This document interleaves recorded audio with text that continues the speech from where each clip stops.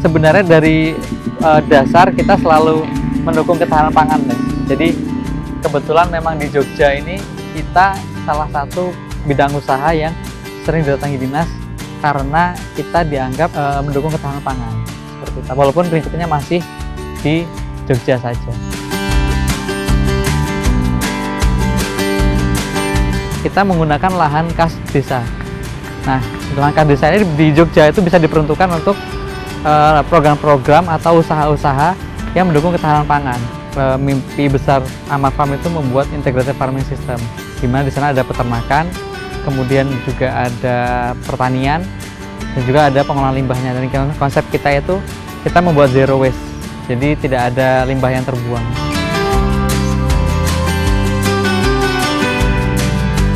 Indonesia memiliki banyak sekali potensi besar di dunia pertanian ya, karena secara daerah tempat kita termasuk tempat yang subur, banyak kawasan-kawasan hijau di mana kita tidak bergantung pada musim. Jadi di musim apapun selama sepanjang tahun kita bisa tanam. Ayo, dukung ketahanan pangan, petani cerdas, rakyat sejahtera.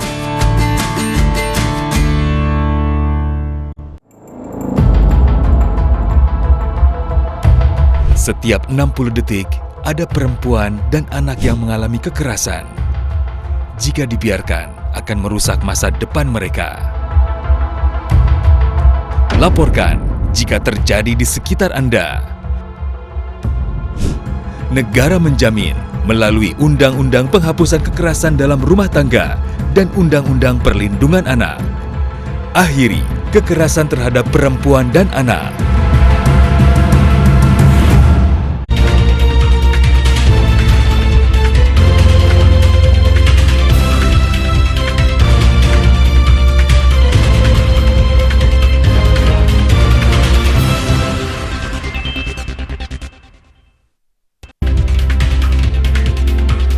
Kementerian Perhubungan dan Komite Nasional Keselamatan Transportasi tengah menyelidiki penyebab kecelakaan yang melibatkan dam truk bermuatan pasir dan angkutan kota di Desa Kalijambe, Kabupaten Purworejo, Jawa Tengah.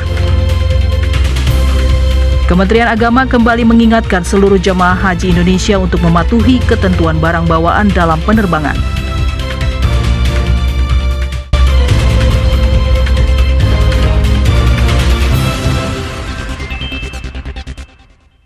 Selamat malam saudara, Anda kembali menyaksikan Klik Indonesia Malam hari ini Rabu 7 Mei 2025 bersama saya Sawal Koto. Saudara, langsung saja kita simak Klik Indonesia Malam selengkapnya.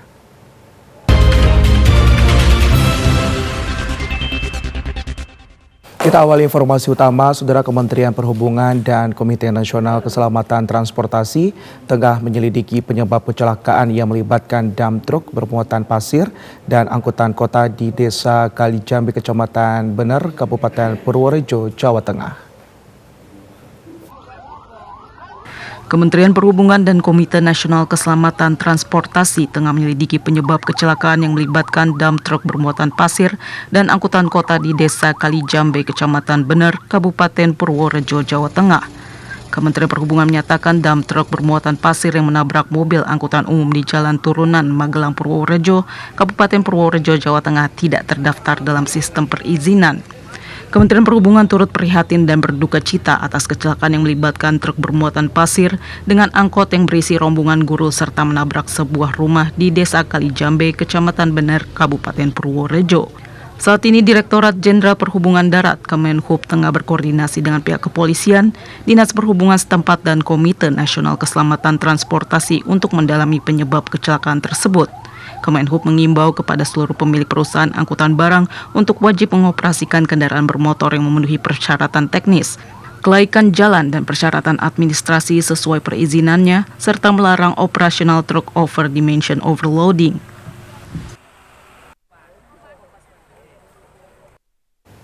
Sebanyak 12 korban tewas dalam kecelakaan bus ALS di kawasan Bukit Surungan, Kota Padang Panjang, Sumatera Barat telah teridentifikasi. 8 jenazah sudah diserahkan kepada pihak keluarga untuk dimakamkan.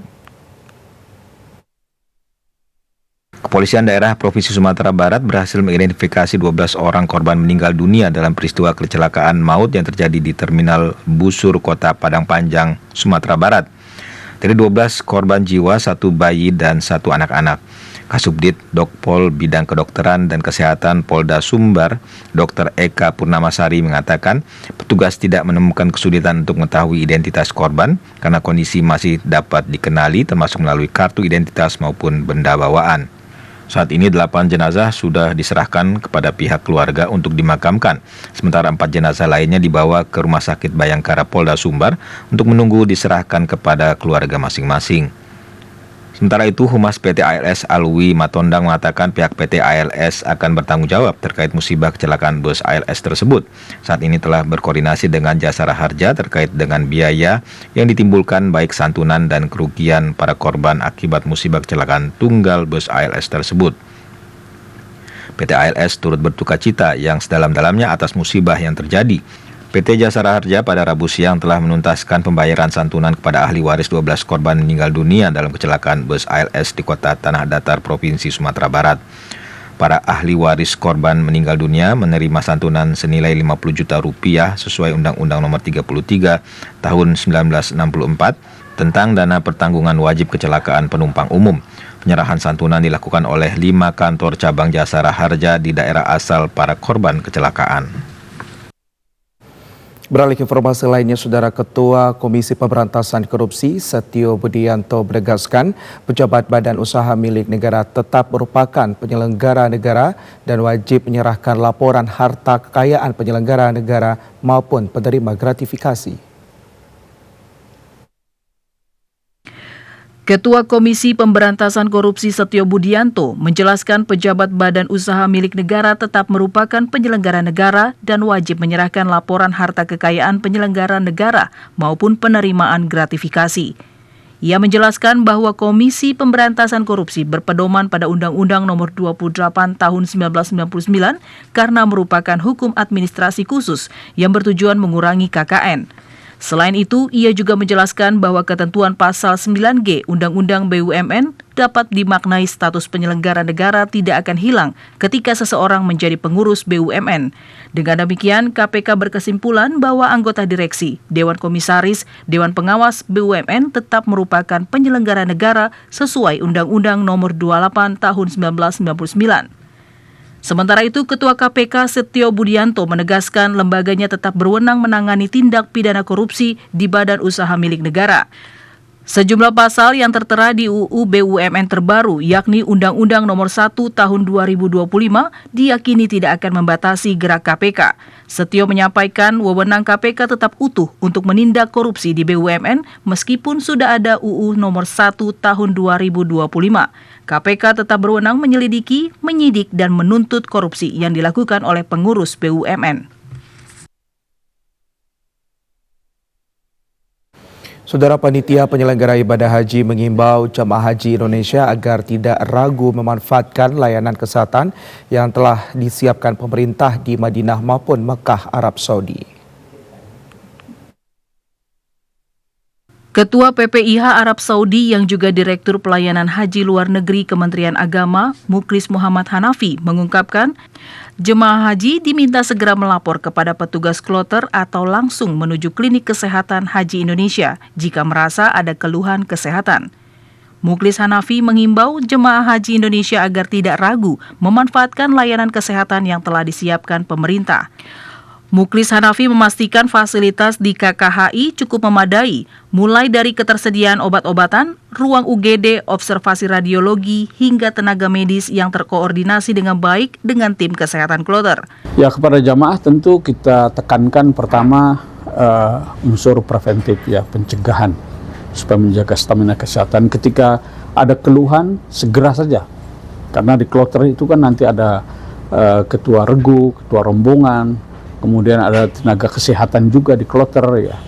Dan kalau misalnya ini kan dari KKHI juga ada melakukan visitasi, ya, ke kloter-kloter sehingga keluhan apapun lebih cepat tertanganinya. Selain melayani jemaah yang datang ke KKHI, tim KKHI juga aktif melakukan visitasi ke hotel-hotel jemaah, termasuk oleh dokter spesialis. Ketua PPIH menegaskan pelayanan kesehatan bukan sekedar rutinitas administratif, tetapi misi kemanusiaan di Tanah Suci. Dari Madinah Al-Munawwaroh, Yosef Novriansyah, TVRI melaporkan. Kementerian Agama kembali mengingatkan seluruh jemaah haji Indonesia untuk mematuhi ketentuan barang bawaan dalam penerbangan. Setiap jemaah hanya diperkenakan membawa bagasi tercatat maksimal 32 kg dan bagasi kabin maksimal 7 kg. Memasuki hari ke-7 operasional Haji 1446 Hijriah 2025, Kementerian Agama kembali mengingatkan seluruh jemaah haji Indonesia untuk mematuhi ketentuan barang bawaan dalam penerbangan. Hal ini disampaikan Kepala Biro Humas dan Komunikasi Publik Kemenak, Ahmad Fauzin, dalam konferensi pers yang digelar Rabu. Fauzin menegaskan bahwa setiap jemaah hanya diperkenankan membawa bagasi sesuai dengan ketentuan. Namun, terdapat sejumlah barang yang secara tegas dilarang dibawa ke dalam pesawat. Berkaitan dengan barang bawaan, kami ingin mengingatkan kembali, setiap jemaah boleh membawa bagasi tercatat maksimal 32 kg dan bagasi kabin maksimal 7 kg. Tapi perlu diperhatikan, ada beberapa barang yang tidak boleh dibawa ke pesawat, antara lain benda tajam seperti gunting, pisau, atau alat potong lainnya, cairan lebih dari 100 ml termasuk minyak gosok dan parfum, semprotan aerosol dan korek api gas, benda mudah terbakar, dan powerbank berkapasitas tinggi tanpa izin. Kami juga mengimbau agar jemaah tidak membawa makanan yang mudah basi atau berbau menyengat ke dalam pesawat. Ahmad Fauzin mengungkapkan tahun ini 3 maskapai ditunjuk untuk melayani keberangkatan dan pemulangan jemaah haji Indonesia, yaitu Garuda Indonesia, Saudi Airlines, dan Lion Air.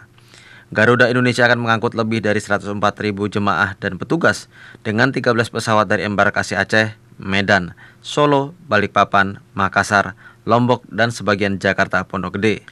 Saudi Airlines mengoperasikan 16 pesawat untuk jemaah dari embarkasi Batam, Palembang, Jakarta Bekasi, Kertajati, Surabaya, dan sebagian Jakarta Pondok Gede dengan total sekitar 102.000 jemaah dan petugas.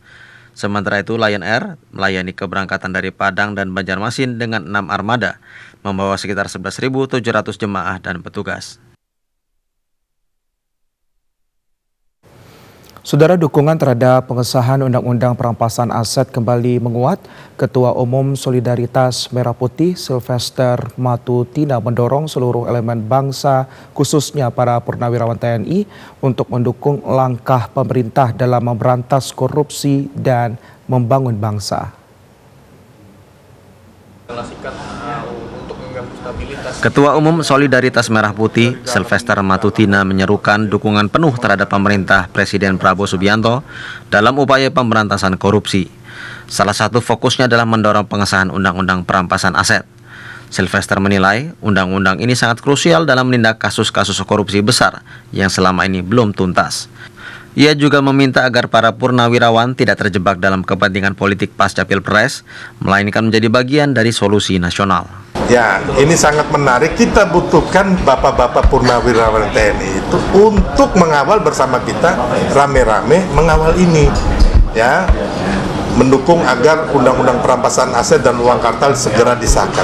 Ini sebenarnya harusnya ini yang diurus. Terus yang kedua, membantu pemerintah Pak Prabowo mengusut kasus-kasus korupsi atau kasus-kasus ketidakadilan masalah tanah.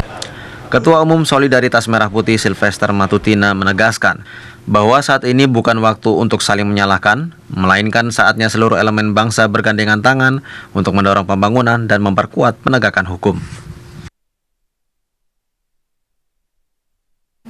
Saudara, Bank Indonesia mengungkapkan Indonesia saat ini menghadapi tantangan besar di sektor ekspor akibat melambatnya perdagangan dunia.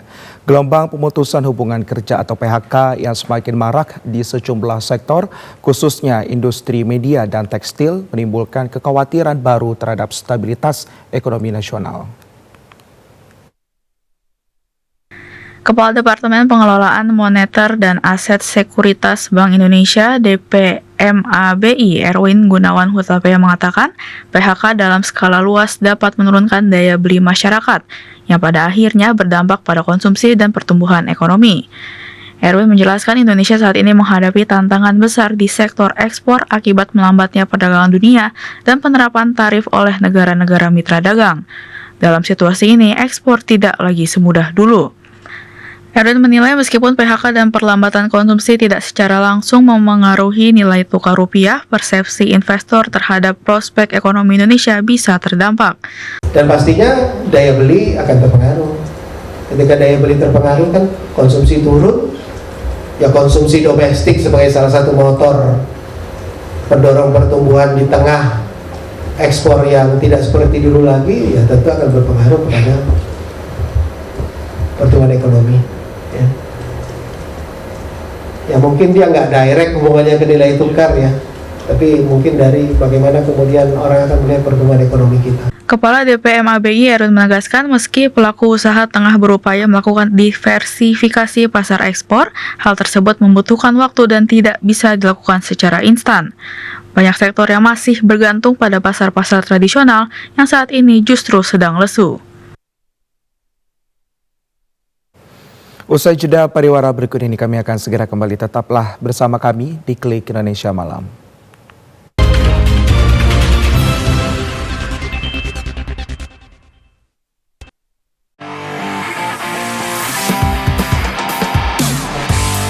Anda pecinta olahraga?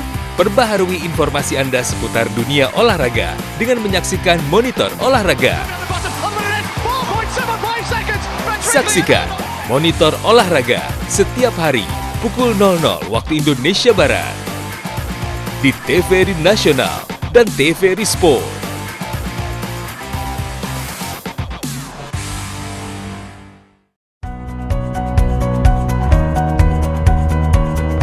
Saya katakan berkali-kali, bertahun-tahun, tanpa pangan tidak ada negara. Terkait dengan ketahanan pangan, Bulog telah melakukan penyerapan gabah maupun beras di wilayah Yogyakarta dengan kita membentuk suatu tim namanya tim jemput gabah hasil dari petani, langsung kita terjun ke sawah.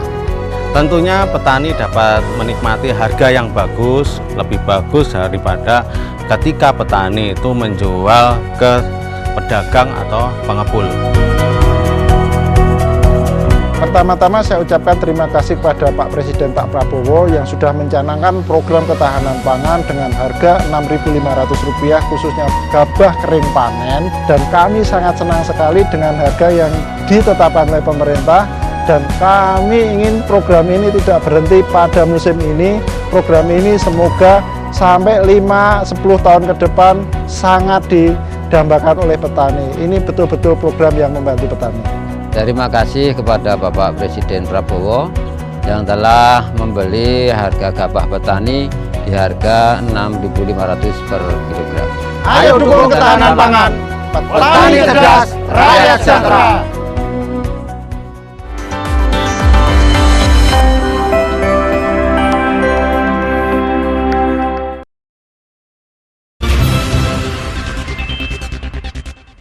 Saudara, terima kasih Anda masih bersama kami di Klik Indonesia Malam. Kita beralih ke informasi selanjutnya. Wakil Presiden Gibran Raka Buming Raka mengunjungi SD Impres Kaniti di Penfui Timur, Kecamatan Kupang Tengah, Kabupaten Kupang, Nusa Tenggara Timur. Wapres Republik Indonesia menyerahkan bantuan berupa perlengkapan sekolah seperti buku tulis dan tas dalam kunjungan di SD Impres Kaniti, NTT. Wakil Presiden Gibran Raka Buming Raka melakukan kunjungan kerja ke SD Impres Kaniti di Penfui Timur, Kecamatan Kupang Tengah, Kabupaten Kupang, Nusa Tenggara Timur. Kunjungan ini sejalan dengan komitmen Presiden Prabowo Subianto yang menaruh perhatian besar terhadap upaya peningkatan kualitas pendidikan di seluruh wilayah tanah air. Dalam kunjungannya, Wapres menyerahkan bantuan berupa perlengkapan sekolah seperti buku tulis dan tas. Selain itu, Wapres juga menyaksikan pemberian bantuan sepatu dan sejumlah unit Chromebook dari program CSR Mitra Sekolah.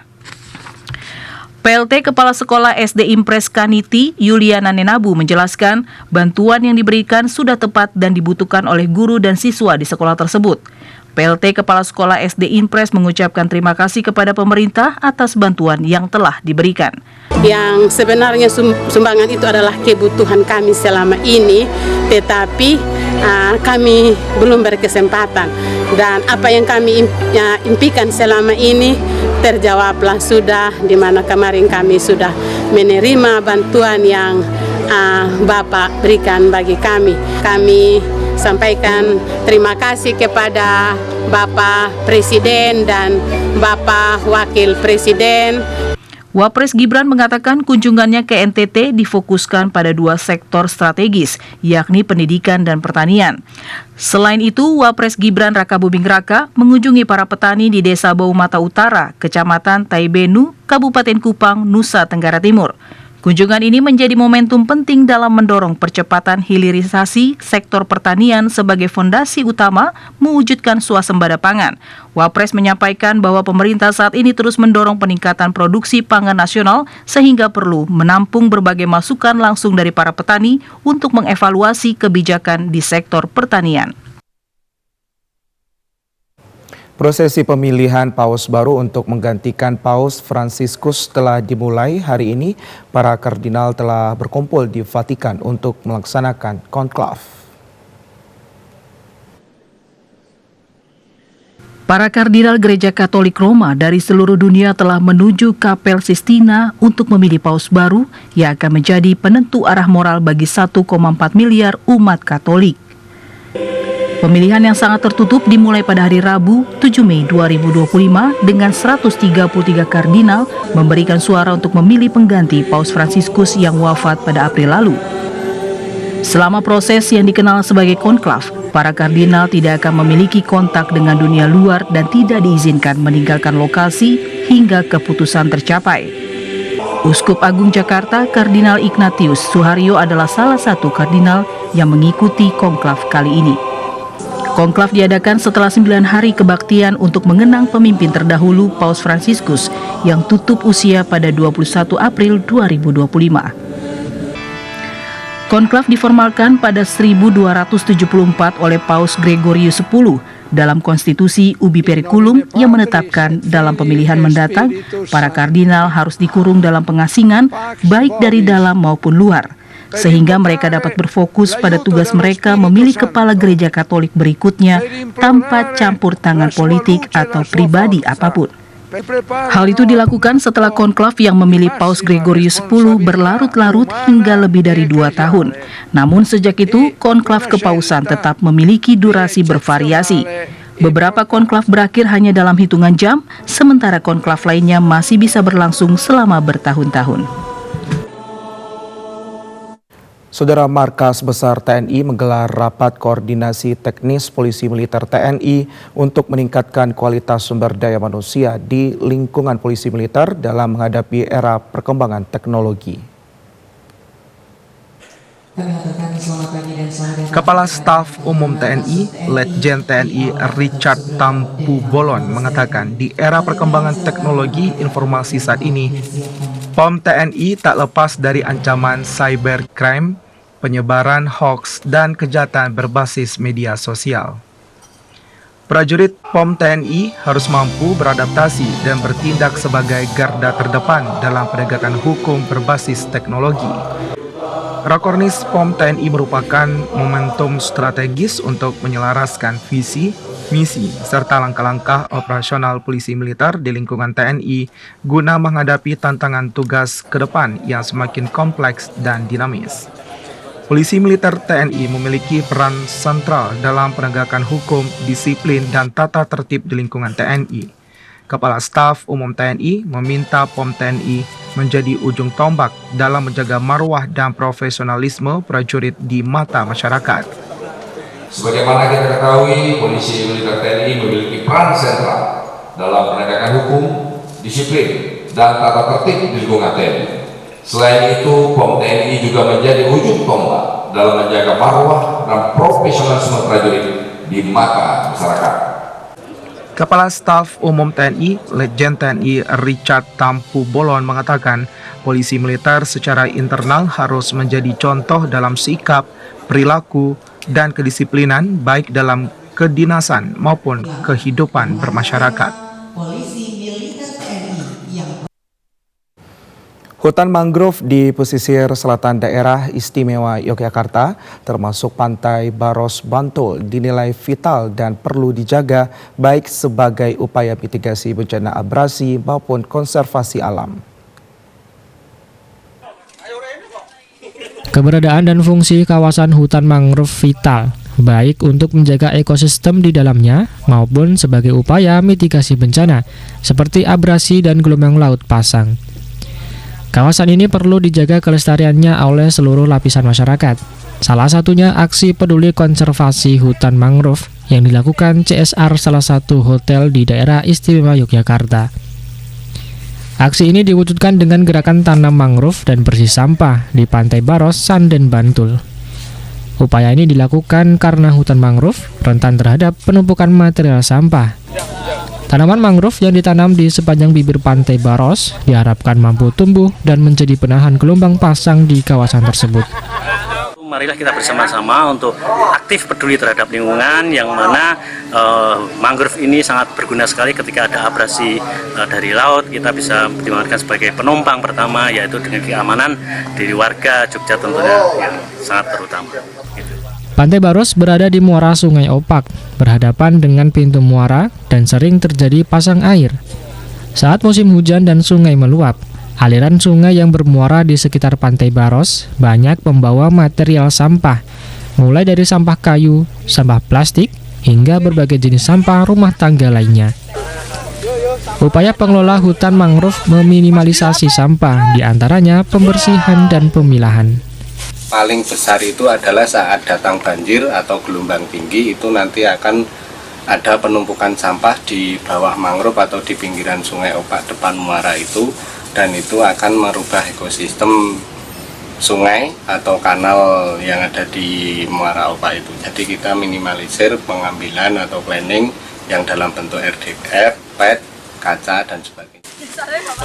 Gerakan tanam mangrove dan aksi bersih sampah membantu pengelola hutan wisata mangrove dalam menjaga kelestarian kawasan dan sebagai bentuk edukasi kepada masyarakat. Demikian Margo Laras, TVRI Yogyakarta melaporkan dari Bantul.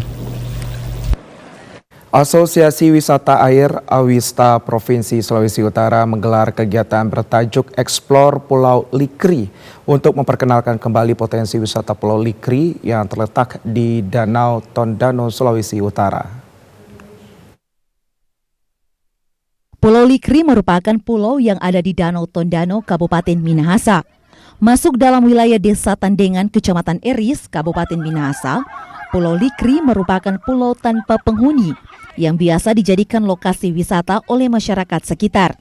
Sebelumnya, pulau ini sempat menjadi lokasi pelaksanaan Festival Danau Tondano bersamaan dengan pelaksanaan Festival Bunaken pada tahun 2000-an. Dalam rangka memperkenalkan kembali potensi wisata Pulau Likri, Asosiasi Wisata Air Sulawesi Utara bersama LSM Akel Posok Squad dan pemerintah Desa Tandengan 1 melaksanakan kegiatan Explore Pulau Likri sekaligus camping bersama. Ivan Pakasi, koordinator kegiatan ini mengatakan, tujuan kegiatan ini guna memperkenalkan kembali keindahan Pulau Likri kepada masyarakat Sulawesi Utara.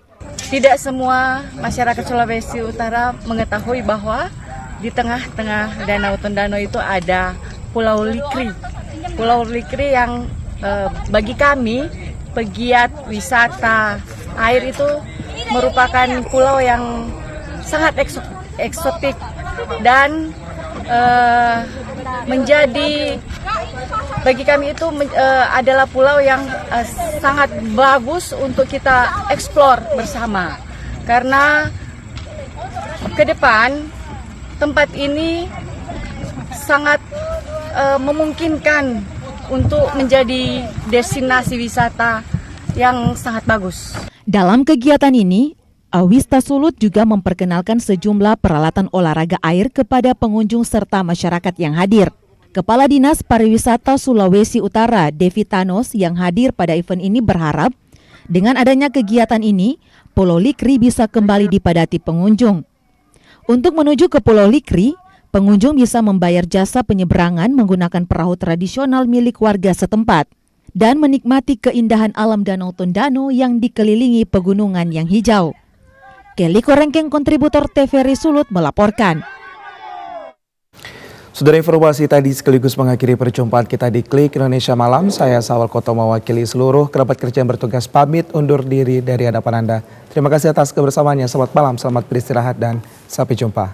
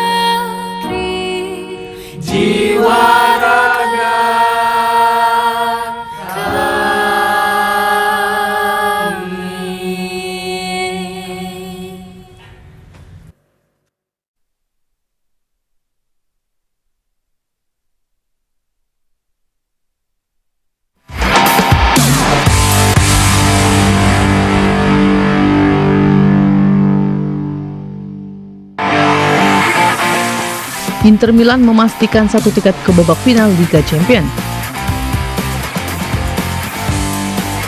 Lifter putri Indonesia Lulu Diana Triwijayana sukses